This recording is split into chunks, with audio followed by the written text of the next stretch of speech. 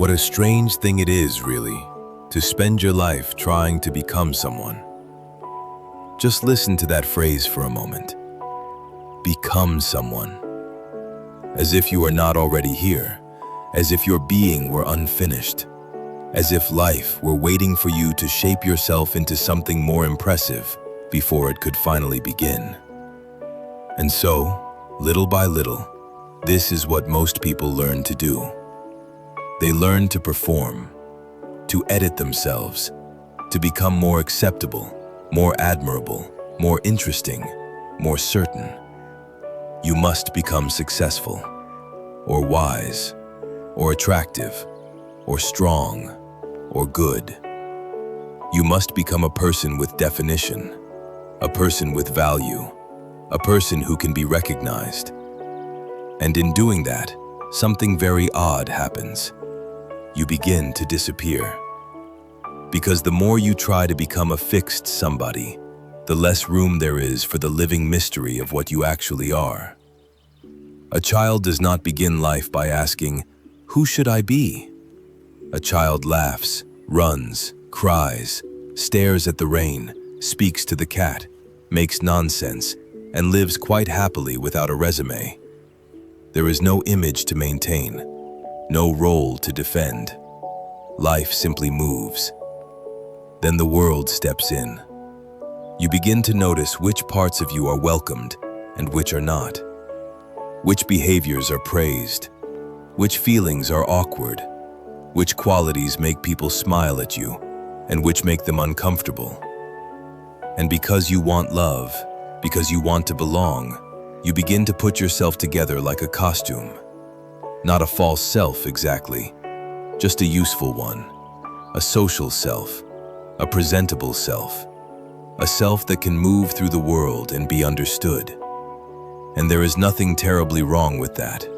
We all wear masks. We all play roles. The trouble begins when we forget that the mask is a mask. When we start treating the costume as though it were our face. Then life becomes heavy. Because now you must protect the character you have built. If you have become the strong one, you must never fall apart. If you have become the wise one, you must never look confused. If you have become the kind one, you must never admit anger.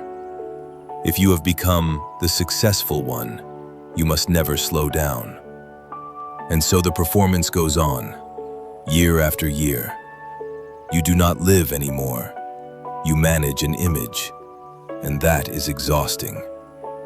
I think this is why so many people feel tired in ways sleep cannot fix. Not only because life is busy, but because it takes enormous energy to hold a personality together all the time. To keep asking, in every situation, how am I coming across? What does this say about me? Does this fit the person I'm trying to be?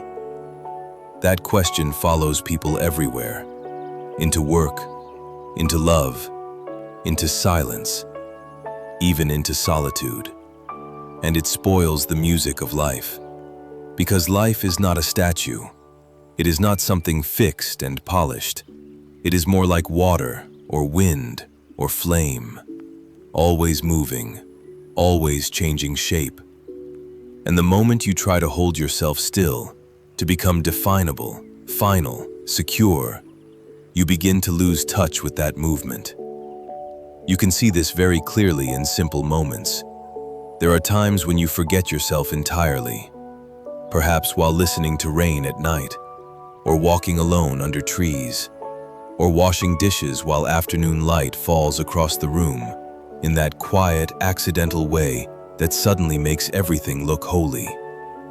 In those moments, you are not asking who you are. You are not improving yourself. You are not trying to become anything. You are simply there. And strangely enough, that is when you are most alive. Because when self-consciousness softens, life comes forward. There is just seeing, hearing, breathing, feeling.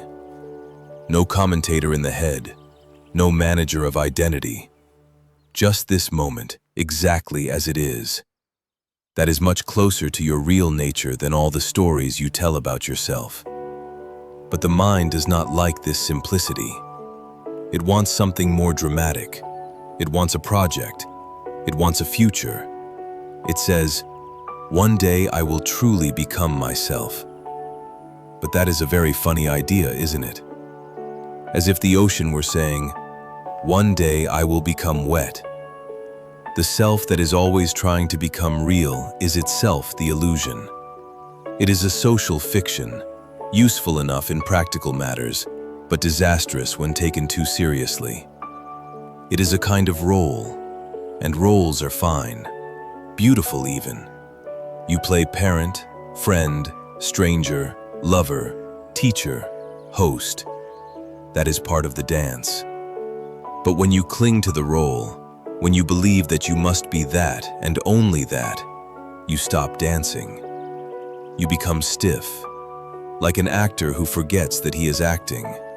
A good actor plays fully, but lightly. He can be a king without needing a throne after the curtain falls. He can be a fool without feeling diminished. He enters the role completely, but he does not get trapped inside it. That is why play has such honesty in it. A child playing pirates is more sincere than most adults in boardrooms because the child knows the game is a game. Adults forget. They become bankers, seekers, failures, achievers, wounded souls, spiritual people, important people, invisible people. And then they spend years trying to protect the label. But what you are cannot be captured by a label any more than a river can be captured in a photograph. The photograph is only one frozen moment. The river is the flowing. And you are the flowing. Not a thing having life. Life happening. That changes everything. Because once you begin to feel that, even faintly, you stop interrogating yourself so much. You stop asking life to certify your importance. You stop trying to turn every experience into a statement about your identity. You begin, instead, to meet life directly. And then even relationships become different. So much of what people call relationship is really just two masks trying to be loved, two images negotiating approval. But when the need to be someone relaxes, there is more room for real contact, more room for surprise, more room for affection without strategy. You do not need the other person to confirm your identity quite so desperately. You can simply be with them. The same is true of sorrow. When you are trapped in an image, sorrow feels dangerous. This is not who I'm supposed to be. But when the image loosens, sadness can move through you the way weather moves through the sky. Deeply felt, even painfully, but not turned into a permanent identity. Just this grief, just this tenderness, just this human moment. And perhaps that is what so many people are really longing for. Not self-improvement, not a better mask, not a more convincing version of themselves, but relief. Relief from the endless labor of self-construction. Relief from having to become someone all the time. To be fluid again. To be unfinished. To be real. Of course, the mind will try to turn even this into a new identity. It will say, "Ah, wonderful. I shall become a person who has no identity." And then the old game begins again, dressed in spiritual clothing. So there is nothing to achieve here, nothing to master, nothing to add to yourself. Only something to notice. Notice when you tighten. Notice when you are speaking just to create an impression. Notice when you are afraid to look foolish or soft or uncertain because the character might crack. And simply seeing that, without condemning it, is already a kind of freedom. The grip loosens, and then life begins to breathe through you again. Not the life you planned, not the life that flatters your self-image, the real one. The one full of strange timing, awkward beauty, love that arrives sideways, grief that softens you, laughter that catches you off guard, light on the wall, wind through an open window, the ordinary miracle of being here at all. You do not need to become someone to deserve this. You do not need to harden into an identity to be real.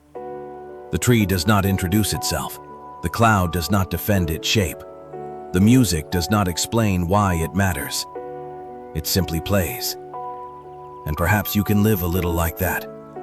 Not as a fixed somebody standing apart from life, but as this very movement, this breathing, this awareness, this fleeting, ungraspable dance.